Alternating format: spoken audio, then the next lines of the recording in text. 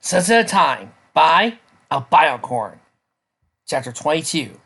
Something to Die For. Came down in buckets, drenching all those who caught it into the bone. Planes zigged and sagged around each other for cover, or huddled close underneath umbrellas. Twilight watched them scurrying around the platform from the window of the train. A cloud of steam would occasionally drift by the window. Each time she grew more anxious. "You don't think she ran away, do you?" she heard Fleshlight whisper. "Course not," Abstract said. "Celestia wouldn't do such a loud light. I hope." "Abstract's right," Twilight said in a small, quavering voice. "She'll come back." The eyes of her friends were on her, but Twilight couldn't give them any answers. It took all of her willpower not to break down again and sob into her pillow. A knife stabbed at her heart, cut deeper every time those words played in her head. "I'll die, I cease to exist. I hate you." Hate. One of her friends hated her.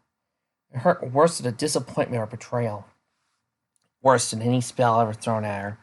It was a concept she had always feared, but now it was played out in reality. The pain devastated Twilight more than anything she could have imagined. Steam snaked by the window again, and the train quivered in anticipation. Twilight looked over her shoulder to her friends, scared about the compartment. Rainbow and Fluttershy looked out the windows. Pinkie watched the door. Alzac paced the carpet. Rarity and Spike spoke in hushed tones in the cart across from her. Twilight smiled. It bit her lip until the tears stopped. She couldn't imagine her life without any of them in it. They all fought in the past. No friendship was perfect. Discord had almost driven them apart with its magic. Yet even then, none of them had said that they hated each other. None of them had been in the peril of fading from existence. And Sunset pinned it on her. Her fate was Twilight's fault. Twilight had sat in the alley, Sunset's words washing over her like falling rain. She tried to tell herself that Sunset had been lashing out and didn't mean it. It had been a heated moment, nothing more. But despair in her voice when she uttered those words. Sunset had meant it. She had thrown as much pain and hate to those words as she could. Twilight clutched her heart. The pain cut another deep incision. Outside, steam consistently drifted by. The train trembled continuously. Maybe she isn't going to come. Maybe she thought it would be better to just run away. Twilight knew Sunset was brave, but having to look not just one's mortality, but one's very existence in the face. Part of her wanted to be mad, but she couldn't blame Sunset as she ran away. No, she's better than that. She'll come and... Then what? Twilight slipped her shoulders and watched a few stray tears fall into her pillow. Sunset would probably still hate her if she did show up, and he would all ride off to find Obsidian hoof guards and stop Vesper Radius once and for all. Then Sunset would disappear. Twilight thought it over with her knowledge of time travel theories. There were several ideas of what would happen if he changed the past, many of them written by Starsoul himself. Sunset's idea was that any direct meddling to her existence would end said existence. Digging over her story, Twilight believed she might be right. Her entire existence was circumstantial. If they destroyed the Dark Regalia, the elements of harmony would never have to be used. If they never had to be used, Sunset's soul would never be separated from her body. The same would be true if Vesper never absorbed the power of the Frostlights, making herself immortal. Worst of all, if it really came down to killing Vesper off, Sunset's link to this world would be gone for certain. Twilight grappled with conundrum but came with no solution. She pressed her muzzle against the window, her breath fogging up the glass. She had known the possibility existed where she would have to say goodbye to Sunset. She was from the future, and Twilight thought it might be possible for her to go home when everything was said and done. But she took no comfort in knowing that such a wonderful student to look forward to in a few years' time. The idea was that another version of herself had merely used Sunset in a plan to save the world turn her stomach. No matter how bad things got, Twilight knew she would never sacrifice her friends like that. That's what they had been. Friends. Something Twilight believed with all her heart. They had been great friends in the future, and they were great friends now. She felt that bond during their time together. Twilight had found an intellectual and magical equal. Even though she had only known Sunset for less than a week, she felt like they had been together for her entire life. It's like her first trip to the Everfree Forest with her 5 friends. And at the end of the journey, she realized just how powerful friendship was, and how much he had already come to care and appreciate them. She shared that same spark with Sunset. Only this time, Twilight was the sort of spark that would fix everything. There's no problem a friendship can't fix, a voice whispered to her. Twilight wanted to believe it, but pitted against time and space itself, maybe friendship was not enough. The train lurched forward. A bezel whistled outside, and the platform slid out of view. Twilight wiped the fog off the window, tried to scan the crowd one last time for a hint of crimson and gold, but no avail. The rain muddled everything, and the world was running, painting. I don't believe it, Rainbow said, pushing herself away from the window. She ran away? She jumped over and landed on Twilight's bed. Come on, Twilight! Tell us what happened out there. I know you ran into her after she chased that psychopath, so spill the beans! Twilight kicked her back to Rainbow. She could tell him that Sunset was coming. Was it her place? They deserved to know the fate of their friend, didn't they? The compartment door slammed open, and every head turned. Sunset stood there, soaking wet and shivering. Her eyes were bloodshot, and the hourglass flooded by her side. Sunset, dear, we were worried sick, Verity said. She grabbed a spare blanket and held it at Sunset, and you're positively soaking wet. Aren't you freezing? Very. Sunset pushed the blanket away, but at least I could feel it. At least I'm alive. Her grim tone was enough to keep everyone at bay, as he walked across the compartment and exited to the caboose. Oh my, Fluttershy whispered. So you must be taking your connection to Vesper really hard, Spike said. Twilight got up and followed the trail of wire Sunset left behind to the caboose door, pausing with her hoof on the handle. She needed to try. Sunset was still her friend, even if Sunset didn't think so.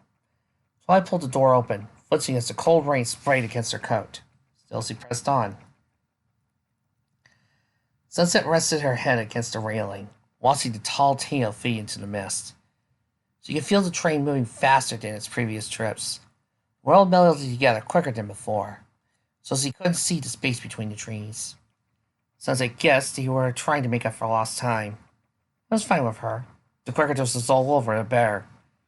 So she squeezed the hoof against the cold metal bars. No, I don't want to fade away. I want to live. I want to exist. Then you should give in to me. Go help your past self and you could live forever. Shut up! I agree with Sunset here. Vesper! If she gives in to you, she will still fade. Because you will destroy the Twilight. So thus, Twilight dying means Sunset will no longer go back in time. You will not reincarnate into Sunset. Sunset will not live forever unless you do some sort of temporal shenanigans. Sunset, can we talk? Sunset flared up with the voice behind her and whipped her head around. Tell me, Twilight, what do you want to talk about? She shouted. The wind carried the force away. I think we got a fine grasp of things, don't you? Twilight's ears fell back, but she stood her ground. I know you're mad at me. I know you're mad at a lot of things right now. Mad doesn't begin to describe how I feel. I know. And I know that you hate me. Well, I want you to know I'm still here for you. I'm still your friend, whether you believe it or not. And I know that out there, somewhere, is a way to keep you from disappearing. Sunset narrowed her eyes. Don't get your hopes up, Twilight. I've been crushed enough today. I've been crushed enough for 2 lifetimes. Twilight reached a hoof out. Please, let's just... Sunset slapped it away and turned back to the blurry scenery. Please, Twilight, just leave me alone. And there be a silence. The door opened again and banged shut. Sunset stood alone on the small balcony, shivering uncontrollably. She enjoyed the feeling that wasn't pain and sadness. Perhaps she had spent a little too much time in the rain. She caused her bubble around the caboose and created a small floating flame. He close to her. It burned bright, while it provided her body warmth. Her heart still felt cold. Empty hope, she growled. Last thing I need.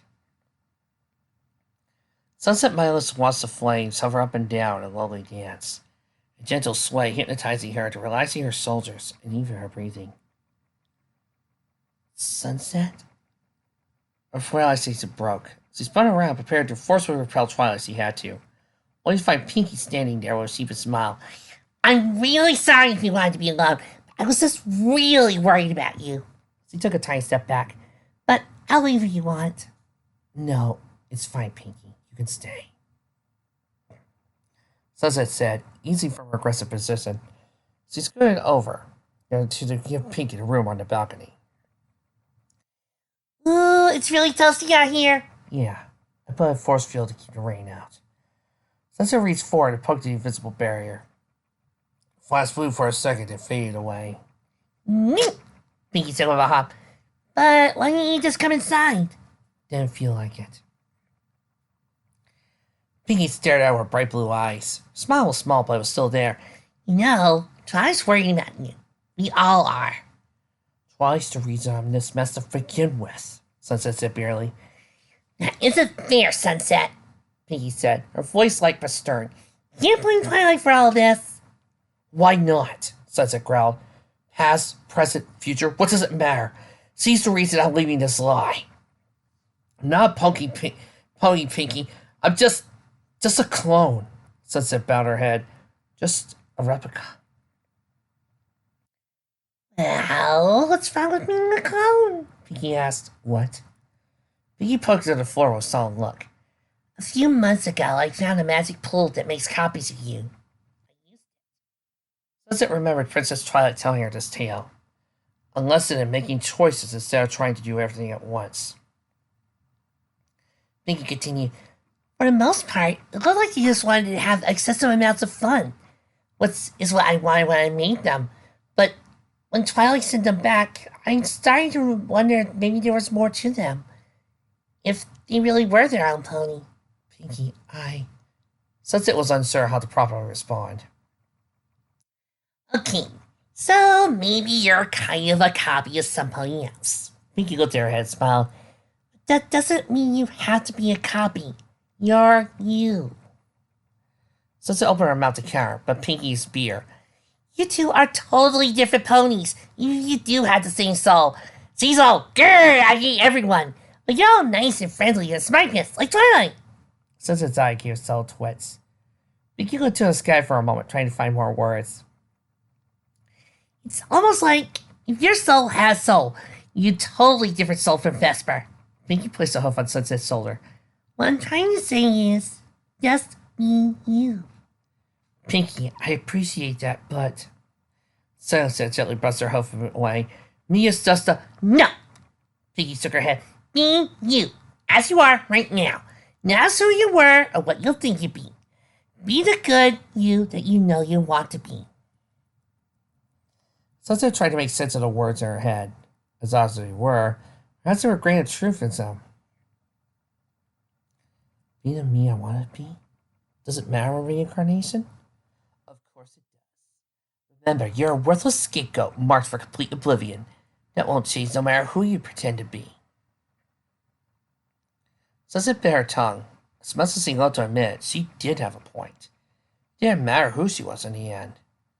Pinky, did Twilight tell you anything about what happened after I ran off? Sunset asked slowly. No, she just came back super sad. Pinky frowned. Why? Is something else wrong? Sunset pretended to be interested in the flame.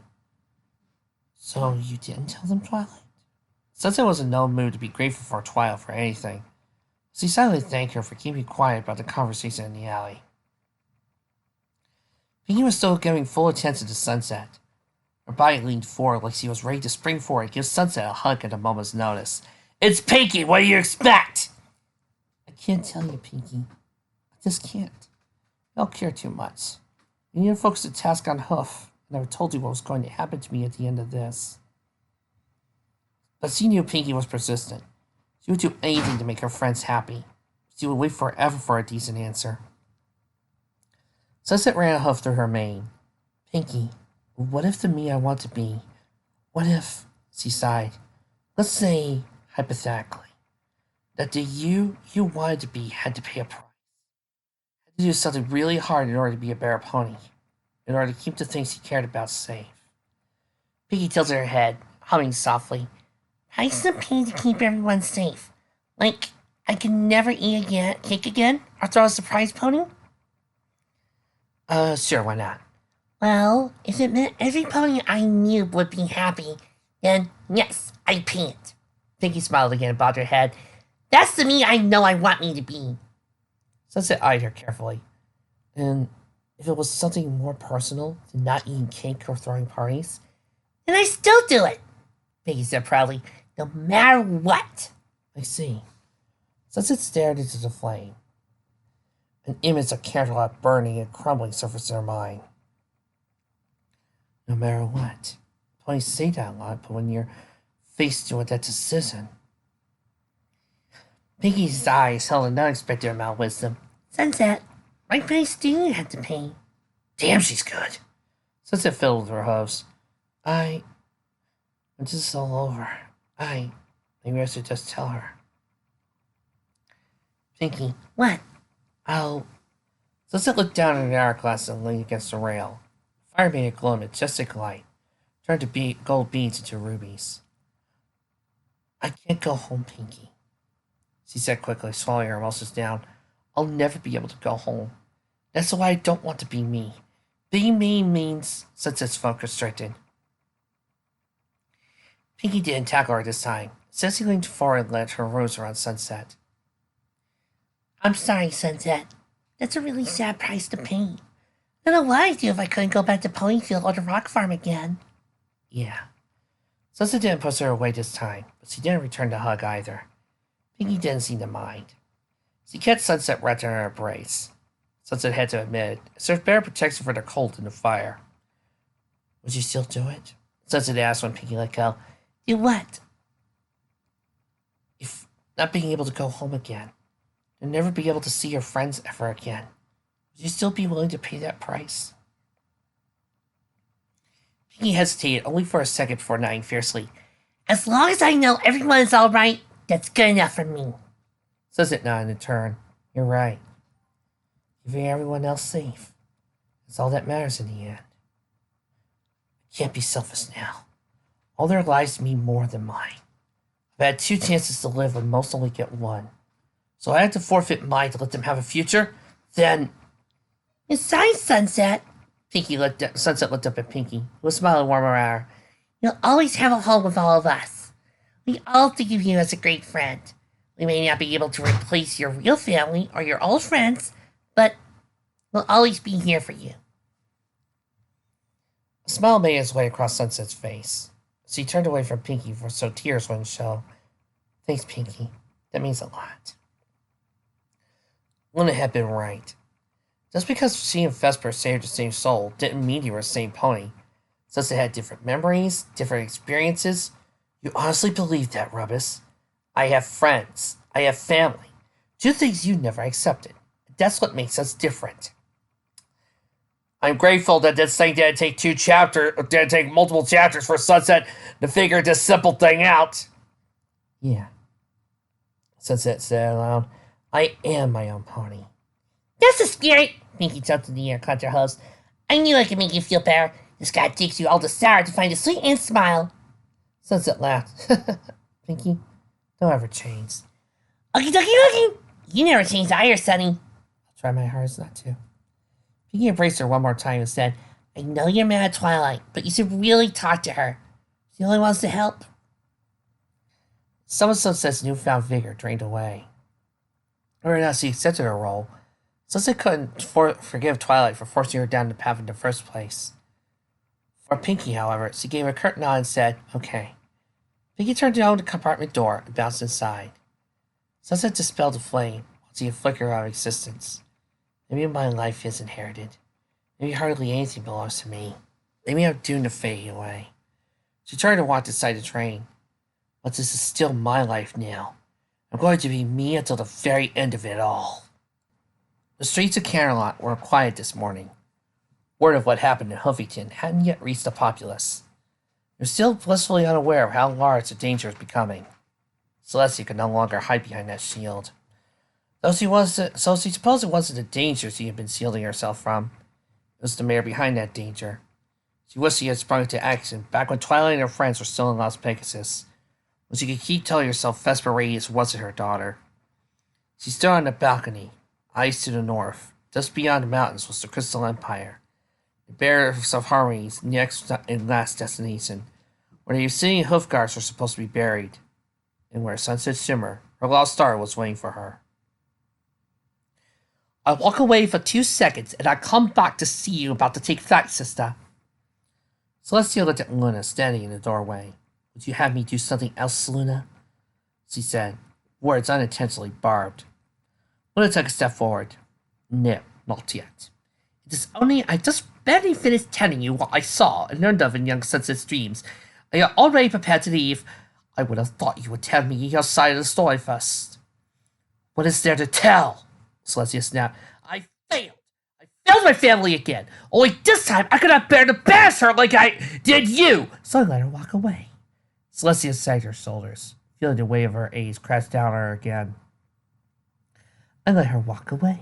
When she came back, I tried to tell myself it wasn't her. I didn't want to believe. Luna walked up to Celestia, folded a wing over her back. Celestia, I'm going to tell you something you have been telling me ever since I came back. Luna led her back inside to sit down on a pair of cushions. You're all being too hard on yourself, Luna. I admit, Luna sat down across from her. Perhaps you showed cowardice and not initially facing Vesper Radiance when your feelings first hinted that he might be a corrupted student.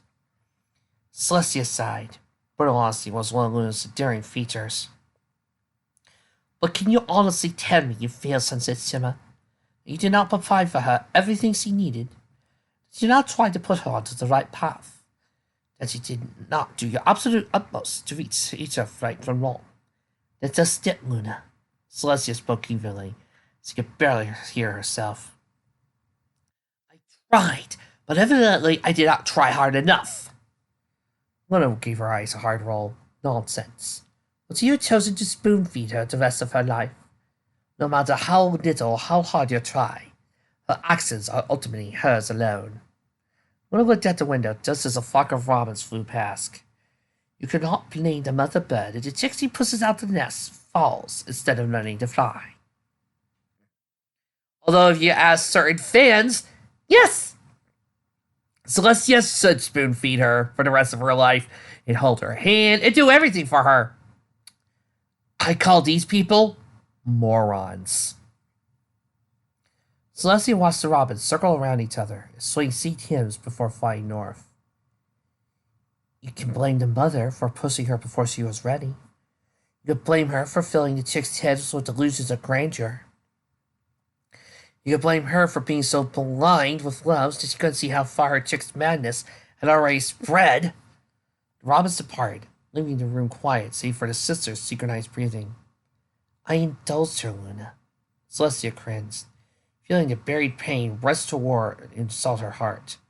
A morning veil fell over her eyes. I mistakenly gave her ideas of this grand destiny. The desert found its way into her mouth. She ran her tongue along the inside but gained little relief. Our talk on the balcony. After she told me how much I meant to her, I knew I had a choice to make then. How else could I tell her? What words could assuage her fears that Gaines was taking her place? Did I tell her how much she meant to me in return? Every heartbeat sent a pulse of pain through Celestia's body. She continued to stare at the mountains, unable to look Luna in the eye, even though she was positive Luna could see the pain on her face anyway. What else could I have done, Luna? So I have lied, kept our relationship strictly teacher and student? Would that have brought us both less pain in the long run? Would you have done that, sister? Celestia shook her head. No, I suppose not. I loved her. Her mouth was parched, but her eyes were overflowing. I loved her so much, but I never wanted to impose. I knew she held me in the highest regard, thought me flawless and infallible, but a lot of ponies do. Not a day goes by without some pony somewhere reverencing me as a deity. I knew there was love there. I just didn't know how much of it. Then she called me mother. Celestia broke into a smile. She caught me so off guard, I couldn't even respond. Many ponies have looked up to me as a mother figure, but actually be called mom. She wiped her eyes and continued. So I told her everything. I thought maybe if she knew what was coming, she stopped trying so hard to force it to happen. She stopped competing with Cadence, maybe even opened up to her. Celestia's eyes wandered over to the shelf containing all of Twilight's friendship letters. But Sunset was against the very idea of making friends. Twilight just found there was always something that took priority. She was an introvert. Sunset was a recluse. But she was so brilliant. Sharp gray strands across Celestia's chest. She was so powerful, so talented, so confident that she had to be the one. The admiration in her voice died. I deluded myself into believing she wasn't drunk on the ideas of power and glory, and she wasn't driven by greedy ambition in her obsession with me. I kept telling myself she just needed to find the right place as a friend. Yet the more I pushed her towards friendship, the more she pushed away. To her, it was the only feeling she needed, and perhaps finally enjoyed it. Celestia Luna raised an eyebrow. Celestia gave her a guilty smile that quickly descended into a painful grimace. Please, do not take me as being egotistical, Luna. It's just, how could I reprimand her for loving me? I never thought I would have a daughter who looked up to me so much. Tia, Luna said gently, you have a whole nation who looks up to you. I still look up to you. Celestia reached over and nuzzled her neck. Yes, but look who the wiser one is now. Perhaps it is I who should be looking up to you. I am not wiser, Luna said. A smirk crossed her face. I'm merely balancing us out. One of us follies, the other must be there to help us see reason. Celestia pulled back and gave her a small smile. How I wish you had been there for over the long years to help me see reason. Her eyes clouded over. She looked down at the golden guards on her hose. Sunset reminded me of you a great deal. I feel certain she would be the one to set you free, because if not her, then who else? What were the chances that another pony with that kind of magical caliber would come along within 10 years before you were free? Luna chuckled. Evidently high. Celestia nodded. Yes. A year and a half after I... and blinked her tears away. After Sunset left, Twilight appeared and gave me hope again. She stood up and dressed her legs, small palms tickling her joints. She stepped back outside the balcony and looked down at the city. I found one more chance to make everything right. I vowed not to make the same mistakes with Twilight that I had with Sunset. Perhaps there was a little deception on my part. It's only after the fact that I realized Twilight would have handled the information differently from Sunset.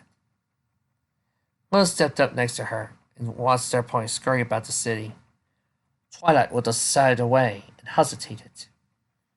Yes, I think there's a difference between them. Power should go to those who want it the least. They stood by side in silence for a time. Every tender moment Celestia shared with Sunset forced its way to the top of her mind.